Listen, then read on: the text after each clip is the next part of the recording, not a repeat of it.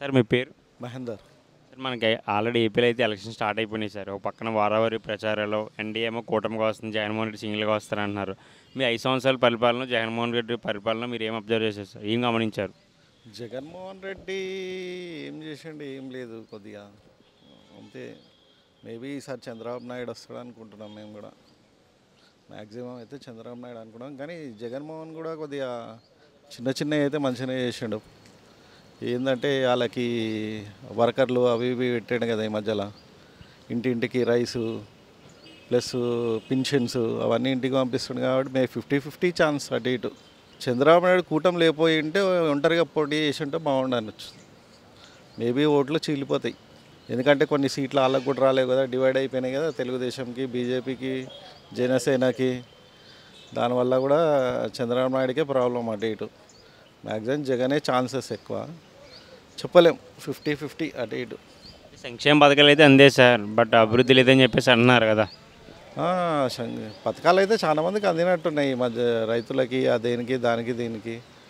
Plus అమ్మ ఒడి ఏంది, ఇంకా ఇంకా చాలానే చేసినట్టుండు. అది ఇల్లులు కూడా ఇచ్చినట్టుండు కదా కొద్దిగా బాగానే. ఆ 3 రాజధానుల విషయంలో టైం వేస్ట్ చేశారని చెప్పేసి అందరూ కొంచెం అదైతే చాలా వేస్ట్ అయింది.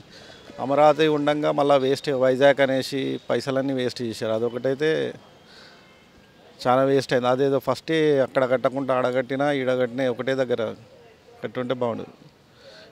వైజాగ్ పోయినా ఏంది వేస్టే కదా, అమౌంట్ అయితే ప్రజలదే, పైసలన్నీ వేస్ట్. అది కట్టాలన్నా మళ్ళీ 10 ఏళ్ళు పడుతుంది మళ్ళీ, అంతే. అలాగే మనకి చూసుకుంటే వైసీపీలో కొంతమంది కొడాలి నాని గారు కావచ్చు, మన పెరిగి నాని గారు వచ్చి, అంబటి రాంబాబు గారు కావచ్చు, కొంతమంది రోజా గారు కావచ్చు, ఇలా చాలామంది అయితే గత కొన్ని రోజులుగా సైలెంట్ అయిపోయారు సార్. ఏంటి అధికారం రాదని భయం అంటారా? లేదు, వాళ్ళు ఎన్ని రోజులు అగ్రెసివ్ ఉండే కదా, ఇప్పుడు మళ్ళీ అగ్రెసివ్ ఉంటే ఏడవడిపోతారని వాళ్ళ భయం మీద ఉన్నారు అంతే. ఓట్లు అయితే గెలుస్తారు కొన్ని చోట్ల. రోజా ఇల్లు అయితే కొద్దిగా డౌట్ వచ్చు. నాని గెలుస్తాడు, ఎందుకంటే సొంత నియోజకవర్గం పోటీ చేస్తున్నాడు కదా రోజా. అనిల్ కుమార్ యాదవ్ ఒకటి షిఫ్ట్ అయ్యిండు, ఓడిపోతాడు అంతే. అక్కడికి వెళ్ళి అయితే తెలుగుదేశమే గెలుస్తుంది, నారాయణ గెలుస్తారు. సీట్స్ రావు సార్ ఈసారి వైసీపీకి. వైసీపీకి మ్యాక్సిమం అయితే 45-50 వరకు రావచ్చు అనుకుంటున్నాము. 50-50లో ఛాన్స్. మీది కూటమి, మ్యాక్సిమం అయితే కూటమికే రావచ్చు. అదే ఇండిపెండెంట్గా బీజేపీ పొత్తు లేకుండా వీళ్ళు తెలుగుదేశం పోటీ చేసి ఉంటే బాగుండు. దానివల్ల కొద్దిగా చీలితే ఓట్లు అయితే బాగానే. అలాగే లోకేష్ గారు మంగళగిరి నుంచి పోటీ చేస్తున్నారు సార్. ఈసారి ఆయన ఎమ్మెల్యేగా గెలిచే అవకాశాలు ఉన్నాయంటారు?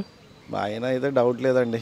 ఆయన చంద్రబాబు నాయుడు తర్వాత వేరే అతను వస్తేనే టీడీపీ గట్టిపడేది. లోకేష్ వేస్టే. పిఠాపురం నుంచి పవన్ కళ్యాణ్ గారు పోటీ చేస్తున్నారు సార్. ఆయన ఎంతవరకు మెజార్టీ రావచ్చు? పాపం ఈసారి చూడాలి, పిఠాపురంకి వెళ్ళి గెలిచే ఛాన్స్ ఉన్నట్టుంది. పాపం కష్టపడుతున్నాడు, గెలిస్తే మంచిదే కదా. పవన్ కళ్యాణ్ కూడా కొద్దిగా చేసి సమాజ సేవ బాగా చేద్దాం అనుకుంటుండు. మ్యాక్సిమం చూద్దాం, గెలిచే ఛాన్సే ఉంది. గెలవాలి ఈసారి. పాపం పోయినసారి 2 ప్లేస్లో ఓడిపోయాడు, ఈసారి అన్న ఒక్క దగ్గరికి వెళ్ళినా గెలవాలి పాపం. అలాగే చంద్రబాబు నాయుడు గారు అధికారంలోకి వస్తే వాలంటీర్లు శాలరీ డబల్ చేస్తానని చెప్పేసి అన్నారు సార్. ఎలా చూడాలి ఈ వాలంటీర్ వ్యవస్థను అసలు? మంచిదే కదా పాపం. వాళ్ళకి చిన్న చిన్న జాబులు, వాళ్ళు చదువుకొని కూడా ఏం జాబులు వస్తలేవు. అట్లన్నా వాళ్ళకి ఇంటి పోషణ వెళ్తుంది కదా, మంచిదే కదా. వాళ్ళకి శాలరీలు పెరిగినా అవి పెరిగినా వాళ్ళు కూడా బాగానే చేస్తారు. కరోనా టైంలో చాలా హెల్ప్ చేశారు ప్రజలకు వాలంటీర్స్. దాంతో కూడా చాలా హెల్ప్ అవుతుంది గవర్నమెంట్కి, కానీ ఈజీ అవుతుంది కదా ఎవరికైనా. కొత్త రేషన్ కార్డులు కావాలన్నా జల్దీ వస్తున్నట్టున్నాయి పాపం వాళ్ళకి. వాలంటీర్ వల్ల మంచిదే, అట్లా ఉంటే చాలా మంచిదే. కానీ కొద్దిగా జల్దీ గవర్నమెంట్ పెద్ద మనుషుల దగ్గర పోకుండా జల్దీ చిన్న చిన్న వాళ్ళతోనే అయిపోతాయి మంచిగా. అలాగే వైసీపీ మేనిఫెస్టో మనం రిలీజ్ చేశారు సార్. కొత్తగా పెద్దగా మార్పులు ఏం లేవని చెప్పేసి చాలామంది ప్రజలైతే చెప్తున్నారు. మీరేమంటారు? సేమ్ పాత ఎలా ఉన్నాయి అలానే ఉన్నాయి, మార్పులు అయితే ఏం లేవు, అంతే. అలాగే జగన్మోహన్ రెడ్డి గారి మీద కొన్ని రోజుల క్రితం దాడి జరిగింది సార్. దాన్ని ఎలా చూడాలంటారు? ప్రతిపక్షాలేమో కోడికత్తి డ్రామాలాగా ఎలక్షన్ ముందు సానుభూతి ఓట్ల కోసం ఇలా చేశారని చెప్పేసి అంటున్నారు. మీరేమంటారు? అవన్నీ ఎలక్షన్ల మధ్య గ్యాంబ్లింగ్లు జరుగుతూనే ఉంటాయి. ఏమో నిజం కావచ్చు, చెప్పలేము కదా. అది మనమైతే అదే పోలీస్ కేసు నడుస్తుంది కదా, ఆ ఎంక్వైరీలో తెలుస్తుంది. అది నిజమో అబద్ధమో మనకు కూడా తెలియదు కదా పాపం. అప్పుడు ఎలక్షన్లో కూడా ఇట్లనే అయింది. ఏమో సానుభూతితో మళ్ళీ గెలవచ్చు. తెలంగాణ మాజీ ముఖ్యమంత్రి గారు కేసీఆర్ గారు అయితే 2 రోజుల క్రితం కమెంట్ చేసేస్తారు మళ్ళీ జగనే అధికారంలోకి వస్తారని. ఎలా చూడవచ్చు? 50-50 ఛాన్సెస్ ఉన్నాయి, ఎందుకంటే మ్యాక్సిమం 10 ఏళ్ళు అయితే ఎవరైనా పాలించాల్సిందే. 5 ఏళ్ళకి ఎవరికి ఏం చేయలేరు. అప్పుడు లాస్ట్ టైం ప్రజలు కొద్దిగా రివర్స్ అయ్యి చంద్రబాబు నాయుడుకి దెబ్బ పడ్డది.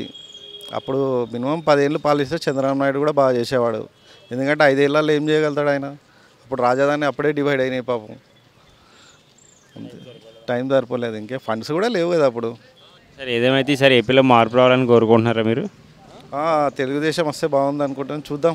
మేబీ వైసీపీ అంటారు అందరూ, తెలుగుదేశం వస్తే మంచిది. ఎవరు పోనీ వైసీపీ వచ్చినా మినిమం 10 ఏళ్ళల్లో 5 ఏళ్ళల్లో ఎవరు చేయరు కాబట్టి చూద్దాం. ఈ 5 ఏళ్ళు వైసీపీ వచ్చినా మంచిదే, ఎవరు వచ్చినా మంచిదే, కానీ ప్రజలకు చేసే వాళ్ళు వస్తే చాలు, అంతే. Okay sir, thank you.